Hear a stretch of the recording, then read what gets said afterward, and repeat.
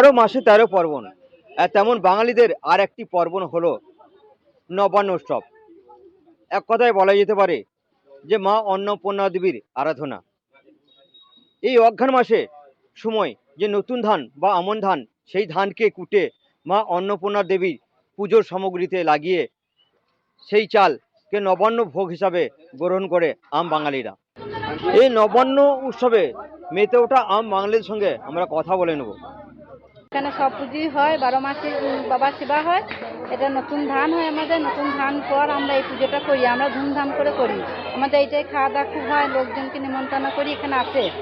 আমাদের এইটাই প্রথম পুজো আর কি। আজকে গ্রামের নবান্ন উৎসব, সারা বাংলার বুকে যে নতুন ধান কেটে উৎসব হয়, এই নতুন চালের ভাত খেয়ে প্রসাদ নিয়ে আমাদের নবান্ন উৎসব শুরু হলো আজ থেকে। হ্যাঁ, কোথায় হয় এই পুজোটা?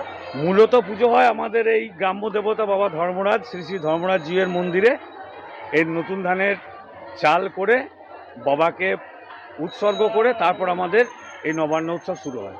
এছাড়াও যারা ব্যক্তিগত দেবদেবী আছে তাদের ঘরেতেও আমাদের গ্রামবাসীরা যায় এবং তাদের এই নতুন চালকে বাবাকে রাধা গোবিন্দ, বৃন্দাবনচন্দ্র, তারপর আমাদের গদাধর, যারা যে সমস্ত ঠাকুর আছে, নারায়ণ, সবাইকে দিয়ে আমাদের বাবা ধর্মরাজকে দিয়ে আমাদের এই নতুন ধানের প্রসাদ গ্রহণ করি। আজকে আমাদের তো নতুন ধানে আজকে আমাদের চাল করানো হয়, যে পুজো করানো হয় সব ঠাকুরে, ধর্মরাজে নবান্ন করানো হয়। নবান্ন যেটা নতুনের পুজো, নতুন ধানের নতুন চালের পুজো। কি কি হয় এই নবান্ন উৎসবে আজকে?